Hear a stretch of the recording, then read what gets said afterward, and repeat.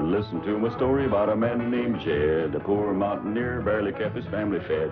And then one day he was shooting at some food, and up through the ground come a bubbling crude. Oil, that is, black gold, Texas tea.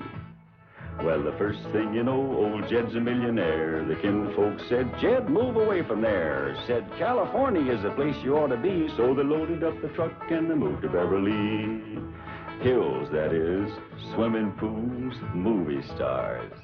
The Beverly Hillbillies.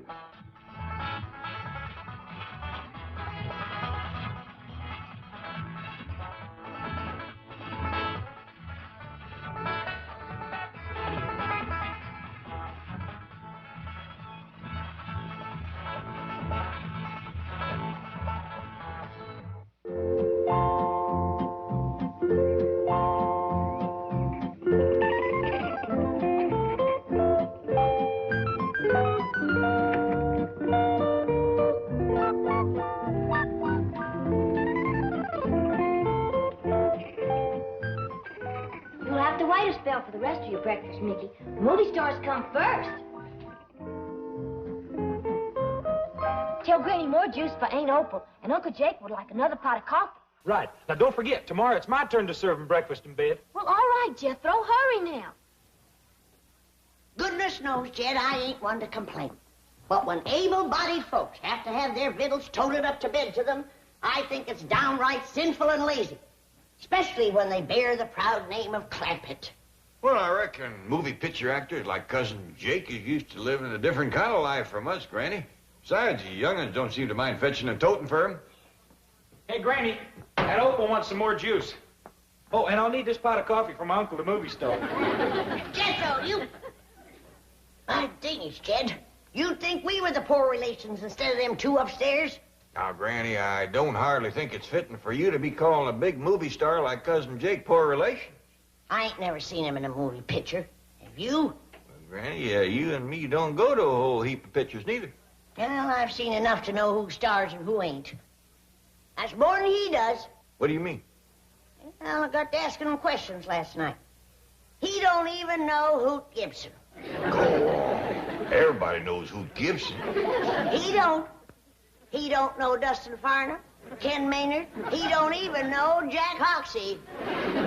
He was a green in you. Why, them is the hardest riding, straightest shooting, moving picture stars there is.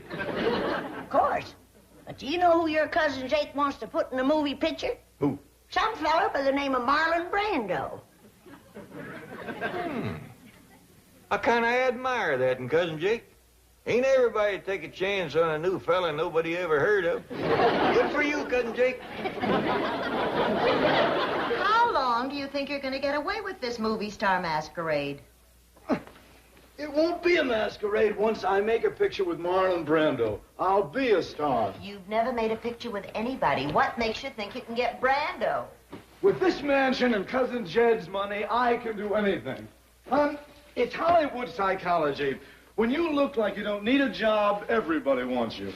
In your case, it'll be the police. Baby, I am not doing anything illegal. I am merely accepting the hospitality of my cousin, Jed Clampett. You're also spending his money, and you're not even sure that he is your cousin. Neither is he, which makes it all work out very nicely. How do you know he's your cousin? 'Cause he says so. And the word of a Clampett is good enough for me. His being a Clampett don't make him your cousin. No, but his saying so does. How come? 'Cause he's a Clampett. And the word of a Clampett is good enough for me.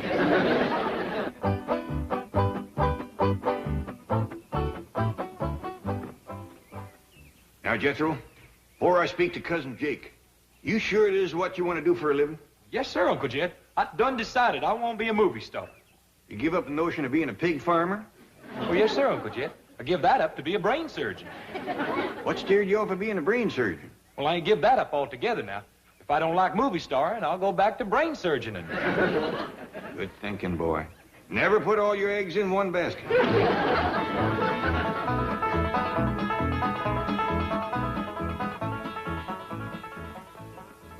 Excuse me, Cousin Jake. I hate to bother you. I know you're powerful busy being a movie star, learning your parts and all, but if you could spare me a minute, I'd like to ask you a favor.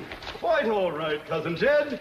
What can I do for you? Well, I know you're figuring on making a picture with this feller, Brando. Marlon Brando, yes. Yeah, that's a feller. Well, now, Jethro here has got a right powerful hankering to be a movie star. And I figured, since you're using an actor nobody ever heard of, couldn't you just as well use Jethro? Use Jethro instead of Marlon Brando? I'll make it up to you any way I can. Of course, I ain't got much to offer except money. But you're welcome to that. How much money? Much as you need. 5, 10 million? You know, there's a lot of Brando in that boy. It's fantastic. He is Brando. Jethro, let me hear you yell, "Hey, Stella!" I don't know nobody named Stella. Pretend you do. Howdy, Stella. Hey, he took that off real good. Just like he knowed her. Cousin Jed, I think that you have come up with a great new discovery. Well, now, I can't claim the credit. After all, it was you discovered he was a great actor. Yes. Well, now, I'll tell you what. Jethro, there's a Marlon Brando movie playing in town. I want you to go see it. Study Brando. Learn all you can. All right? Is it all right, Uncle Jed? Hop to it, boy. Yeah, I'll be a movie star. Well, thank you, Cousin Jake. Thanks a million.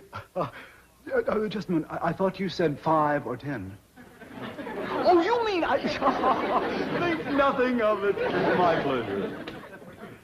Where's Jethro going in such an all-fire hurry, bellowing like a bee-stung calf? He's going into town, Granny. Cousin Jake here done made that boy a movie star.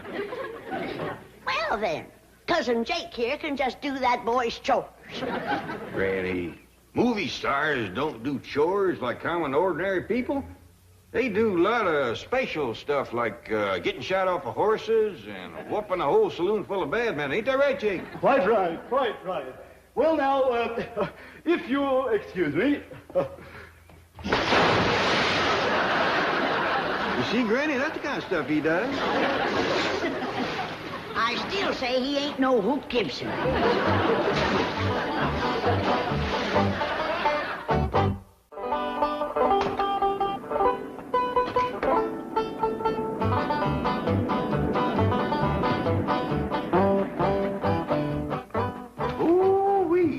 Pretty automobile. Well, now that you're going to be an important movie producer, you deserve the best. You mean this is for me? With my compliments. Oh, you hadn't ought to done that. I ain't no movie producer. Oh, you certainly are.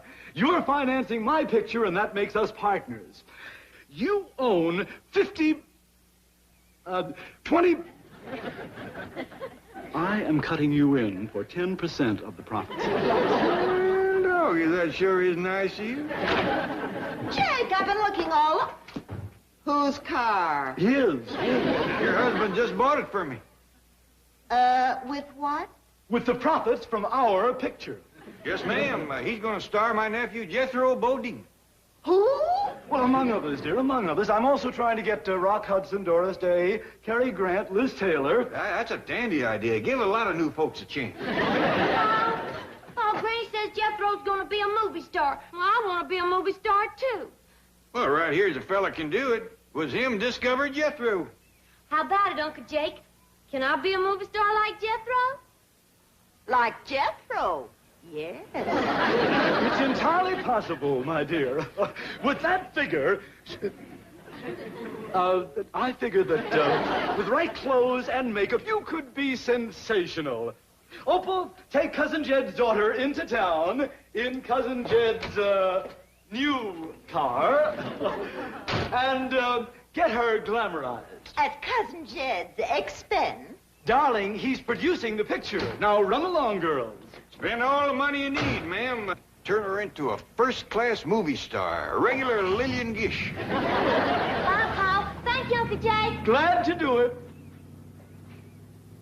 Well, I sure am beholden to you, cousin. My pleasure, cousin. Where's Eddie, man? She just got the floor half scrubbed and she run out. She won't be back for a spell, Granny. Cousin Jake here done made that girl a movie star, too. Well, then Cousin Jake can just doggone finish the 4. Granny, like I tried to explain to you, movie stars just don't do ordinary labor. That's right. Thank you. Well, I'll see you later.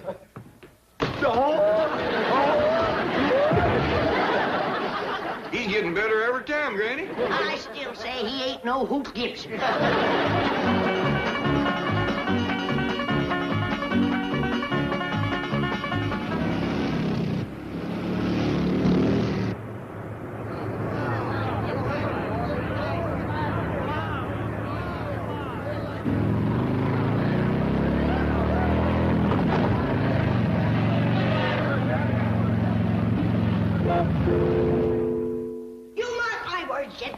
You're gonna rue the day you let them 2 Hollywood slickers move into your house.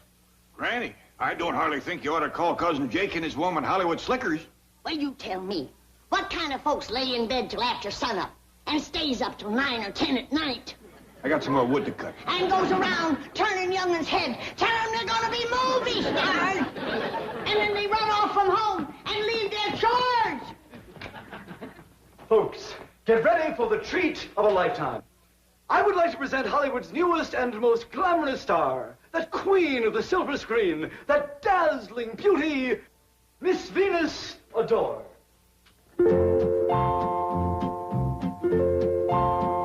Howdy, ma'am. Howdy, Paul.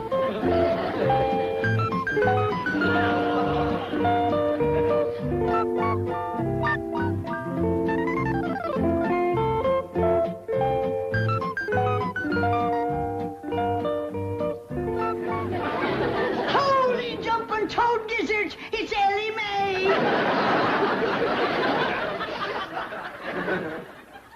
What was it you called her? Venus Adore. That will be her screen name. Well, Jed, have you seen and heard enough? Do you want me to take my shotgun to that rascal? I think I hear my wife calling. If you'll excuse me, please. I thought I'd better keep the engine running just in case. Jump in. They'll never catch you. Oh, very funny, very funny. If I could just figure a way to get around Granny, I'd have it made. Say, did you ever hear of Hoot Gibson? Must be a rock and roll singer. Oh, no. Hoot Gibson used to be a Western star in the old silent days. My mother used to talk about him. Western, so that's what she's so hepped on, with all that talk about Buck Jones, Dustin Farnham. Ah! Clear out of here, you varmint! Oh, did you see that? We have found her. We have found the dance hall queen for the new Hoot Gibson picture. Jake, come on. Opal, take her down to Western Costumes immediately and have her outfitted for the role of Straight Shootin' Jean, the dance hall queen. Oh, I can see that big scene now, with her sitting on the piano, singing her song, and Hoot Gibson comes riding into the saloon on his horse, sweeps her up into his arms, and rides off into... Hold on. You're just wasting time standing there giving me talk like that. I am? Yeah! Let's get going, Opal. If Hoot Gibson needs me, he's got me.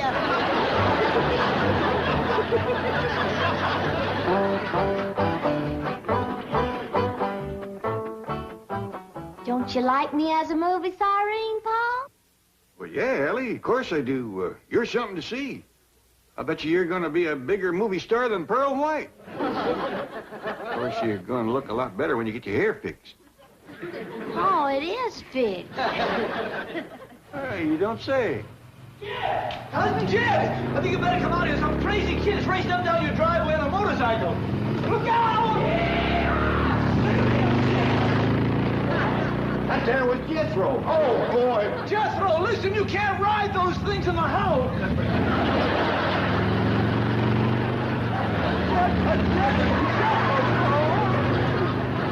Wait till Granny sees Jethro ride that thing. Wait till she sees Cousin Jake.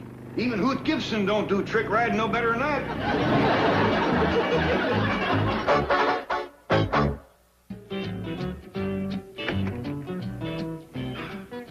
Gee, we weren't expecting you back for a couple of days. How was the trip? Fine. How are the Clampetts? Oh, fine. That is to say, fine now. There was a little mix-up the day you left, but... No, what kind of a mix-up? Seems there are two J.D. Clampetts back in here.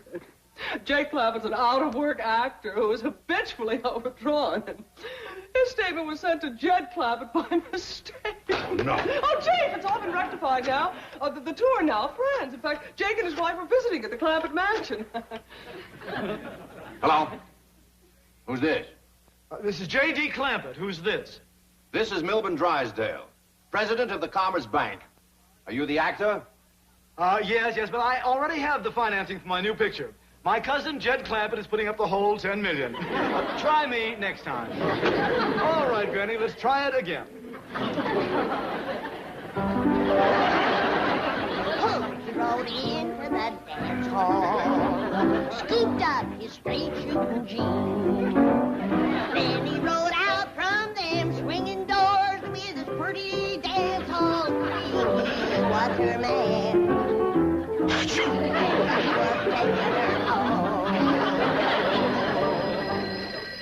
Hello. Look, Mr. Drysdale, we are very busy rehearsing for the new picture. Hello! Listen, you crook! Hello! Something amiss, Chief?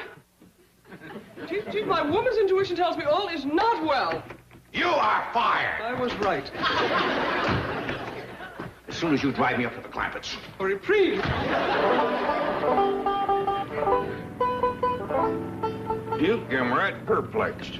First Ellie, then Jethro, now Granny, all acting like there was chickens got into the corn man. Hi, Lieutenant. Of course, I could anger myself up and put a stop to the whole thing, but I'd much rather they'd see for themselves how darn foolish they look. Uncle Jed, look, no hand. I don't know about you, Duke, but it's getting too noisy for me out here.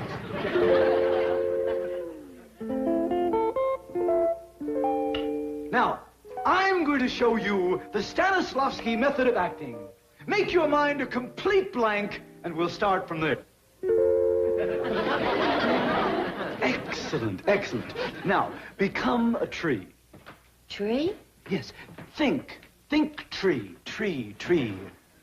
You're green, and you're leafy. And you have branches like this.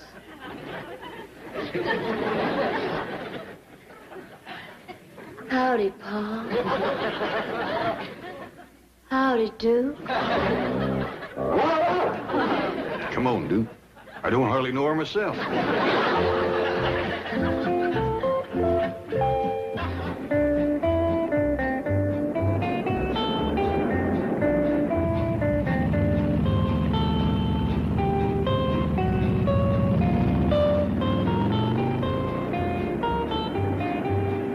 Here comes that nut on the motorcycle.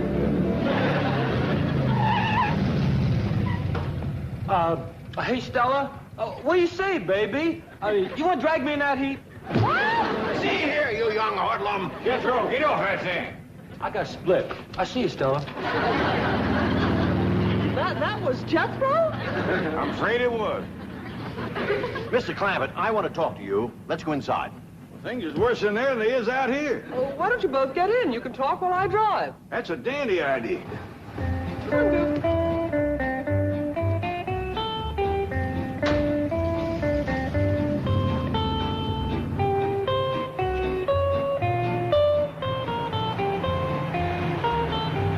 But, Mr. Clampett, even if he is your cousin, you can't let this foolishness continue.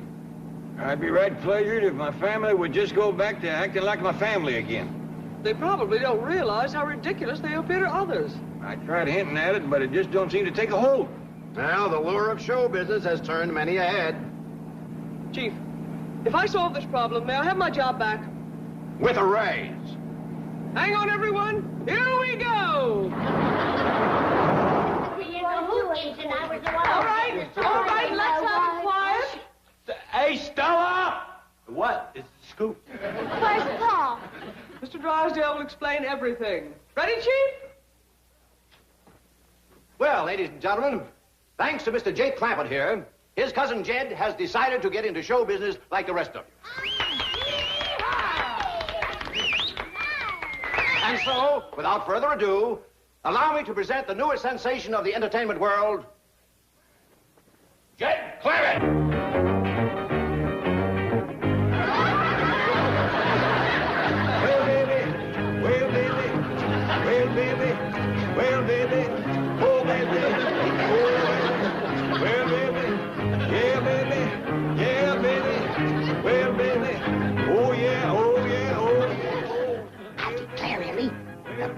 acting like a darn fool. Sure does look funny. And he's making a noise like a stepped-on frog. Yeah, baby. Yeah, baby. I reckon the men folks in this family just ain't got good sense. I wouldn't talk so much if I was you two. You look pretty darn foolish yourself. Well, so do you. You know something? I guess we all look darn foolish. Folks, the next number is a special from my cousin Jake here, because it was him made me what I am right now. Well, baby, well, baby, well, baby, well, baby, oh, baby, oh, baby, well, baby, yeah, baby, yeah, baby, oh, yeah, oh, yeah, oh, yeah, oh, well,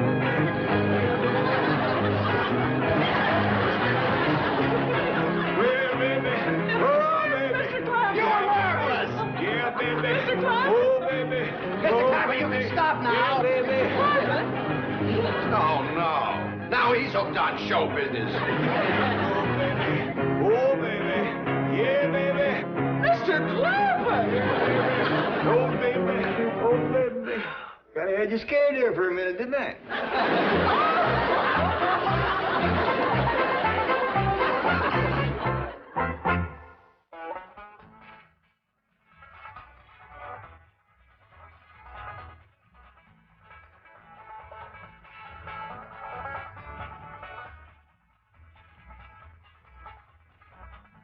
Well, now it's time to say goodbye to Jed and all his kin. They would like to thank you folks for kindly dropping in. You're all invited back next week to this locality to have a heaping helping of their hospitality. Hillbilly, that is. Set a spell. Take your shoes off. You all come back now. This has been a Filmways presentation.